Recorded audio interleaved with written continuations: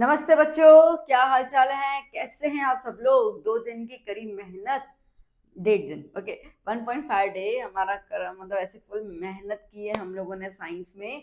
और मैं उम्मीद करती हूँ कि जो टाइम टेबल मैंने बनाया था आपने उसके आसपास के हिसाब से कुछ मॉडिफाइड भी किया होगा, फॉलो भी किया होगा।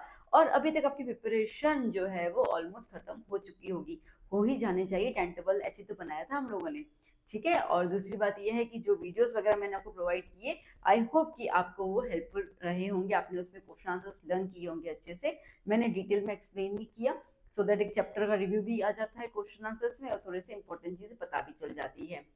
एंड अब final video of the science, और ये वीडियो है हमारे पास लास्ट की। अब क्या टिप्स हम लेके जा सकते हैं इन द साइंस एग्जाम।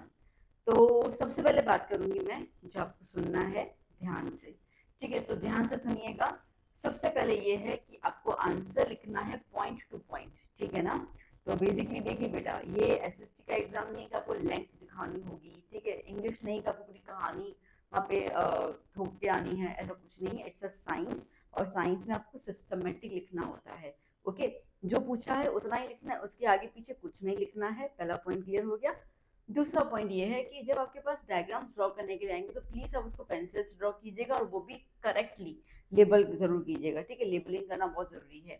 अगर मैं आपको फ्रेंकली बता दे रही हूँ कि कोई भी टीचर, ठीक है, कोई भी एग्जामिनर आपका आंसर ना ही डिटेल में चेक करने को बैठा है और ना ही आपका डायग्राम डिटेल में देखने को बैठा है। मैं आपको एग्जैक्टली क्लियर कर बता दे रही हूँ, मैं किसी के वजह समय नहीं है। तो इसके लिए आपको डायग्राम जैसा भी आता है, ऊपर नीचे थोड़ा बहुत जो भी आता है उसको बनाइएगा। एक टिप बताऊंगी मैं आपको, डायग्राम जब भी आप बायोलॉजी का बनाओ ना, कोशिश करना कि इसको डबल डबल लाइक नहीं, वो डबल लाइन में कन्वर्ट करना। जब भी कोई डबल लाइन करता है तो ऑटोमेटिकली उस डायग्राम के अंदर ऐसे क्या बोलते हैं, जान आ जाती है, ठीक है? जैसे कि मैं कोशिश कर रही हूँ, ओके। ओके, जैसे कि समझिए कि हमें आई का डायग्राम बनाने को बोला है, ओके? तो ये डायग्राम ऐसे आया।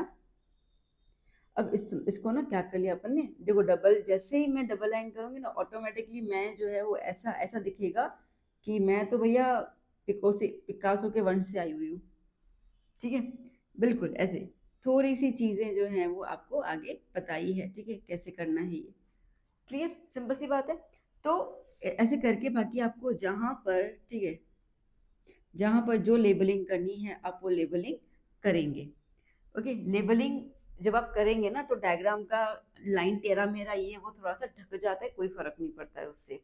तो लेबलिंग अच्छे से कीजिएगा। अगेन एग्जामिनर आपको यूं बिल्कुल मैग्नीफाइंग ग्लास देखकर देखने नहीं वाला है कि एग्जैक्टली लेबलिंग है कि नहीं है। थोड़ा बहुत देख लेगा, हाँ बच्चे ने किया है, ठीक है। सुंदर सा अगर आपका प्रेजेंटेशन है तो शायद इतना देखेगा भी नहीं, अच्छा किया है, आगे चलते जाओ, है ना? तो बायोलॉजी के अंदर डायग्राम का बहुत ज़्यादा इंपॉर्टेंस है।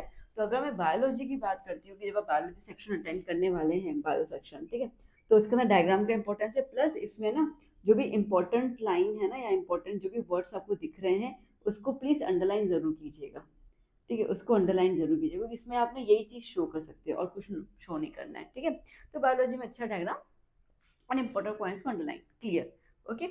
दूसरा, जब आप केमिस्ट्री अटेम्प्ट करते हैं तो केमिस्ट्री के अंदर भैया जी देखो, अगर आपसे आता है लाइक एक्सप्लेन डिकम्पोजिशन रिएक्शन, मैं आपको सच्ची बता रही हूँ, no one is going to read your definition of decomposition reaction, कोई रीड नहीं करेगा, okay? Single compound is break down into the two and more than two products, कोई नहीं रीड करने वाला है।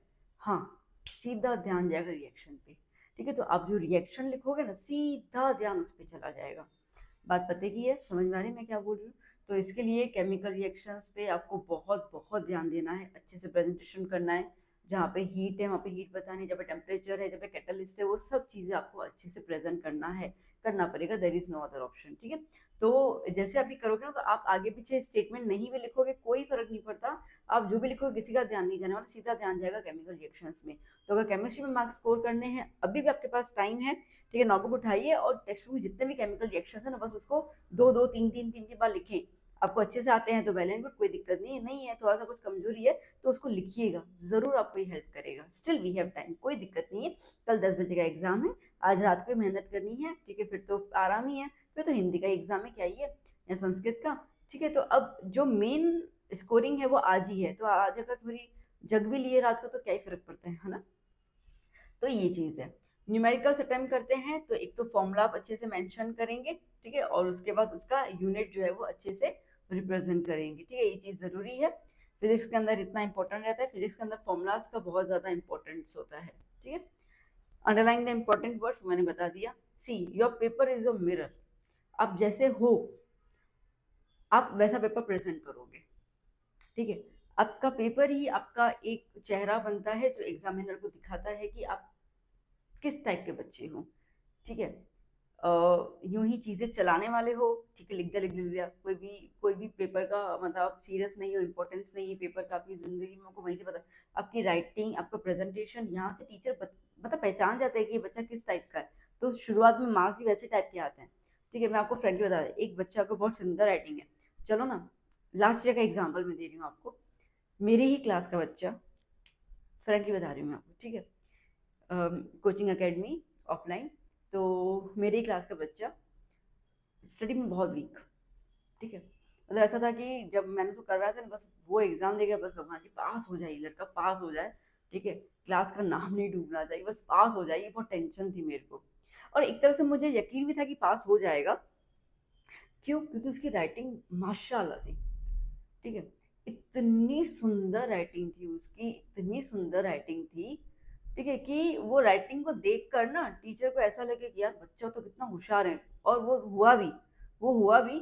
मैं उसका पेपर चेक करती थी यहाँ पे, तो मतलब कि पास ही नहीं होता था वो ठीक है, उसको आए दिन मैं डांटती रहती थी, ठीक है, कई बार तो 2-3 रपट भी लगा दी कि तू भाई पढ़ ले भाई थोड़ा सा, है ना। करता ही नहीं था। तो मतलब मेरे को टेंशन नहीं था कि ये बच्चा पास भी होगा, पता नहीं क्या होगा, ठीक है। और आप क्या मानते हो उसके साइंस में कितने आए होंगे, लास्ट ईयर की बात है, लास्ट ईयर की। Okay, he scored something something around 57 to 60 marks. जो पेपर मैं चेक करती थी यहाँ पर, ठीक है, यूँ आंखें घुसा घुसा के, वो 50 में से 10 मार्क भी नहीं लेके आता था, और वही एग्जाम में वो लिख के आया है और 57 के आसपास करके आया है। और डेफिनेटली मुझे पता है कि वो उसने आंसर्स करेक्ट लिखे ही नहीं होंगे, एग्जैक्टली जैसे चाहिए हो ना वैसा नहीं, ठीक है, इक्का दुक्का इतना मैंने मार मार के पढ़ाया था, तो कुछ कुछ तो लिख के आया होगा वो, कुछ कुछ में ही, तो कुछ लिख के आया होगा, तो एक्चुअली उसकी आनी चाहिए थी 27, फ्रेंकली बोल रही हूँ मैं, ठीक है, बट फिर भी वो बच्चे के आगे 57 के आसपास। क्यों? Because of the presentation. पता नहीं क्यों, बट उस बच्चे का प्रेजेंटेशन बहुत अच्छा, राइटिंग बड़ी अच्छी थी, ठीक है, डायग्राम अच्छे से बना लेता था, प्रेजेंटेशन बहुत अच्छा था, तो प्रेजेंटेशन में जीत गया, ठीक है, ये मैं आपको सच्ची घटना बता रही हूँ, बच्चे का तो नाम रिवील नहीं करूँगी, सीधी सी बात है, ठीक है। तो इसके लिए ये चीज़ों पे आपका, तो मैंने कहा ना your paper is a mirror, तो वो आपका मिरर है, वो आपको वहाँ पे प्रेजेंट करेगा। तो बेटा प्लीज़ प्लीज़ राइटिंग को मेंटेन करना, राइटिंग के फ्लो को मेंटेन करना, ठीक है, प्रेजेंटेशन को मेंटेन करना बहुत ज़रूरी है। And that's why first thing and then write, ठीक है, पहले क्वेश्चन को समझो, सोचो, फिर लिखो। कहीं डाउट लगता है, पीछे पेज है आपके पास, रफ पेज, उस पर कुछ कुछ पॉइंट्स लिखो, ये चीजें हो सकती है, and then go for it, ठीक है। देखो, आप ना 5-7 मिनट लिखो, फिर अरे यार ये तो आंसर लगी नहीं, रकट किया, तो 5 मिनट तो गए ना तुम्हारे, ठीक है। इस बेटर कि 2 मिनट आप पीछे थोड़ा रफ में की पॉइंट्स लिख दो, तो आपके लिए वो आसान है ना। तो क्या गलतियां नहीं होंगी और पेपर बहुत सुंदर दिखेगा। बात करते हैं टाइम मैनेजमेंट की, तो मेरे हिसाब से सेक्शन ए को 25 मिनट काफी, क्योंकि इसमें कोई सॉल्यूशन करना तो होता नहीं, एक आध कोई न्यूमेरिकल आया वो आता भी है, तो रेडियस और फोकस पॉइंट का आता है, या पावर और फोकल लेंथ का आता है, और तो कुछ आता ही नहीं है, ठीक है, ये दो जितने ही आते हैं, और तो क्या ही आता है। तो सेक्शन ए 25 मिनट मेरे हिसाब से काफी है आपके लिए। सेक्शन बी को मैंने 45 मिनट दिए, सेक्शन डी और सी में डायग्राम्स आते हैं और आंसर्स भी थोड़े लंबे होते हैं, तो इसके लिए मैंने 50-50 दिए, तो कुल मिला के 170 मिनट्स आपके बनते हैं। 10 minutes but obviously for rechecking and all that, कहीं भी कोई चीज़ छूट नहीं गई हो, ठीक है, कहीं पे कोई चीज़ रह नहीं गई हो, उसको चेक करना है, अगर आपने कोई क्वेश्चन बीच में लीव कर लिया तो उसको भी अटेम्प्ट करना ही है, ठीक है। तो ये वाला आपका टाइम मैनेजमेंट थोड़ा सा करके चलना। अब आता है 2 सवाल, ठीक है। पहला सवाल ये आता है कि कौन से सेक्शन से पेपर शुरू करें। अब इसके अंदर ऐसा कुछ खास है नहीं, तो जो आपको सेक्शन बहुत अच्छे तरीके से आता है ना, वहां से स्टार्ट करो, कोई दिक्कत नहीं है, ठीक है। सी ले लिया, बी ले लिया, डी ले लिया, ए ले लिया, जो भी है, कोई दिक्कत नहीं है, ठीक है। अब वो सेक्शन से स्टार्ट करो। इसमें एक तो आपको सेटिस्फेक्शन होगा कि चलो मैंने इतना तक खत्म कर लिया, तो बैक ऑफ में आपको टेंशन नहीं है उसका, ओके। और जो सेक्शन आपको थोड़ा कम कम आता है तो आप उसको लास्ट में करेंगे, तो आपको सोचने का टाइम भी मिल जाएगा। ठीक है, हो सकता है कि आपको कुछ सेक्शन बहुत अच्छे से आते होंगे, तो आप इनमें शायद टाइम कम कंज्यूम करके लिख देंगे, और फिर आपको जहाँ पे ज़रूरत है वहाँ पे आप उसको टाइम मैनेज कर सकते हैं। तो सेक्शन आप कोई भी चूज़ कर लीजिए, इसमें कोई दिक्कत नहीं आती है। ठीक है, और एक सवाल मुझसे पूछा गया था एक दो पेपर के अंदर कि मैम एक्स्ट्रा क्वेश्चन लिख के यहाँ तो मार्क्स मिलते हैं। देखो भाई, एक सीधी सी बात बताऊँ, आपके जो सप्लीमेंट्री होता है आपने देखा भी होगा, ऊपर ना यूँ बॉक्सेस बने होते हैं आपके सप्लीमेंट्री पे। ठीक है, यही बॉक्सेस में चेक करके ना टीचर्स को नंबर डालने होते हैं ऐसे करके। ठीक है, अब अगर बी सेक्शन में 9 क्वेश्चन अटेम्प्ट करने हैं तो 1 2 3 4 5 6 7 ऐसे करके 9 क्वेश्चन आ जाएंगे। ठीक है, बॉक्सेस भर जाएंगे। तो तुम 12 लिख के भी आओ तो क्या ही फर्क पड़ रहा है, कुछ फर्क पड़ेगा नहीं। ठीक है, तो टाइम वेस्ट करने का कोई मतलब नहीं है, ये सेंसलेस चीज़ें हैं, उससे कुछ फर्क नहीं पड़ेगा। वहाँ पे टीचर खाली आपके नंबर को, जैसे 32 है उसको एक्स्ट्रा लिख कर छोड़ देगा, चेक भी नहीं करेगा, एक्स्ट्रा क्यों चेक करेंगे वो। ठीक है, होगा भी नहीं। दूसरा, आपको जो क्वेश्चन बहुत परफेक्ट आते हैं ना उसको पहले लिखो। ठीक है, जो भी क्वेश्चन आपको बहुत परफेक्ट आते हैं पहले उसको लिखो। ठीक है, अगर आपको 5 अटेम्प्ट करने और आपको 3 परफेक्ट आते हैं तो पहले 3 वो लिखो। ठीक है, फिर 2 में से कौन सा कम, मतलब 2 में से कंपेयर कर कौन सा अच्छा आता है फिर उसको लिखो, फिर जो कम आता है उसको बाद में लिखो। ठीक है, अब जैसे आप ये सोच रहे हो कि मैं 9 की जगह 10 क्वेश्चन लिख के आऊँ तो क्या फर्क पड़ेगा, चेक स्टार्टिंग के 9 ही होंगे, एक बात समझ लेना। अगर आगे वाले क्वेश्चन में तुम्हें मार्क्स कम होते, पीछे वाला क्वेश्चन हमने एक्स्ट्रा लिखा है उसमें मार्क्स ज्यादा मिल रहे हैं, तो कोई फर्क नहीं पड़ेगा। ठीक है, समझ रहे हो, जैसे कि 32, ठीक है 31 में आपको मिल रहे हैं, समझो कि 3 में से 1.5 मार्क, और ये आपको पूरा सही है, आपको 3 में से 3 मिल रहे हैं यहाँ पे। ठीक है, बट ये एक्स्ट्रा क्या है, क्योंकि यहाँ तक तुम्हारा खत्म हो जा रहा है लिमिट क्वेश्चंस का, तो तुम्हारे ये वाले मार्क्स जुड़ेंगे, ये वाले मार्क्स नहीं जुड़ेंगे। ये मत समझना बेस्ट ऑफ कुछ नहीं होता है यहाँ पर। ठीक है, ये मार्क्स नहीं जुड़ेंगे। तो इसके लिए क्वेश्चन पहले वही अटेम्प्ट करो आप लोग जो आपको बहुत अच्छे से आते हैं, जिनमें आपको 3 mark 2 mark what ever the marks of the question वो आपको मिलने के चांसेस है, तो पहले आप वही क्वेश्चन अटेम्प्ट करो। ठीक है, और एक्स्ट्रा करने की कोई जरूरत नहीं, एक्स्ट्रा लेके छोड़ देते हैं, कॉलम से बढ़ जाते हैं टीचर के, पता चल जाता है क्या टीचर बेवकूफ नहीं, इतने सालों से वो चेकिंग करता है, और टीचर आपको क्या लगता है वो बेवकूफ है कि आप ऐसे लिख के आओगे, उनको पता नहीं चलेगा आपको 2 मार्क एक्स्ट्रा मिल जाएंगे, क्या बात कर रहे हो यार, ऐसा नहीं होता। ठीक है, जिसने आपको ये चीज़ बोली है ना वो सब अफवाहें हैं। आपको ये बोलता कौन है, आपका वो दोस्त बगल वाला जिसने अभी 10th पास किया होता है या जो 12th में होता है। अरे पेपर उससे थोड़ी चेक किया है, उसको कैसे पता चल रहा है, किसी टीचर ने आपको ये बोला है, नहीं बोला ना। तो प्लीज़ ये व्हाट्सअप रूमर्स की वाली बातों पे विश्वास मत करो। So don't waste time, it's better ये है कि कैलकुलेट करो। ठीक है, और जो लिख रहे हो बहुत अच्छे से लिखो, कोई चीज़ नहीं आ रही है उसके लिए पेज छोड़ दो, बाद में लिखना, जैसे मैं पहले हर बार क्वेश्चन में बोलती हूँ, इफ़ यू फाइंड कि भाई ये चीज़ नहीं आ रही, फाइन लीव द पेज, बाद में अटेम्प्ट कर लेना, यहाँ पे आप टाइम मैनेजमेंट कर सकते हो उसके लिए। बात क्लियर हुई। ठीक है, स्टिल यू हैव टाइम, अगर आपका लर्निंग वगैरह बहुत अच्छे से हो गया तो मैं आपको रिक्वेस्ट करूंगी कि अभी आप बैठकर डायग्राम्स और न्यूमेरिकल्स की प्रैक्टिस कीजिए, diagrams, chemical reactions and then numericals. ठीक है, क्योंकि न्यूमेरिकल्स कई बार के ऑप्शन में निकल जाते हैं, कोई दिक्कत नहीं आता। अपने गुजरात में न्यूमेरिकल्स पे ज़्यादा फोकस नहीं करते हैं, जो भी मैं आपको बता ही रही हूँ। ठीक है, आप देखोगे ना तो वो जनरल ऑप्शन में निकल भी जाएगा, तो न्यूमेरिकल की प्रैक्टिस ना भी करो तो चलेगा, इट्स ओके, वो निकल जाता है जनरल ऑप्शन के अंदर। ठीक है, done. So that is all from my side. I hope आपको ये टिप्स वगैरह थोड़ी सी ईजी लगी होंगी। ठीक है, अच्छा एक और चीज़, यहाँ पे मैम लाइन खींचू, वहाँ पे लाइन खींचू, मेरे आगे वाले ने लाइन खींचा था, पीछे लाइन खींचा था, अरे कोई लाइन वाइन खींचनी है, कोई फर्क नहीं पड़ता उसे। ठीक है, लाइनें फाइने में टाइम वेस्ट करने की जरूरत नहीं है। ठीक है, कोई फर्क नहीं पड़ता। इट्स बेटर ये है, वो 15 मिनट जो आपको मिलते हैं ना रीडिंग के लिए, उन 15 मिनट के अंदर आप सारे के सारे सेक्शंस में ये देख लो मुझे कौन कौन से क्वेश्चन अटेम्प्ट करने हैं जो बहुत अच्छे से आते हैं। ठीक है, तो उसको टिक कर लो, या डॉट डॉट डॉट, अगर टिक करने के लिए मना है तो आप डॉट लगा दो कि ये क्वेश्चन अटेम्प्ट करने मेरे को, तो आप क्लियर हो जाओगे कि मेरे को इतने क्वेश्चन अटेम्प्ट करने हैं। पेपर उठाओ, सीधा शुरू करना लिखना।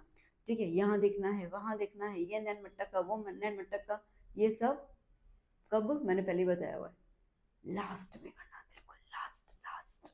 ठीक है, लास्ट में, उसके पहले कुछ भी नहीं, नथिंग, ना पूछना है, ना बताना है, ना कुछ करना है। चीटिंग के बहुत सारे केसेस आ रहे हैं, ठीक है, न्यूज़ देखते हैं हम लोग, तो मत करना, साल बिगाड़ने की ज़रूरत नहीं है। ठीक है, प्लीज़ मेहनत करो, टाइम दे रहे हैं आपको पढ़ने के लिए, क्या टेंशन है।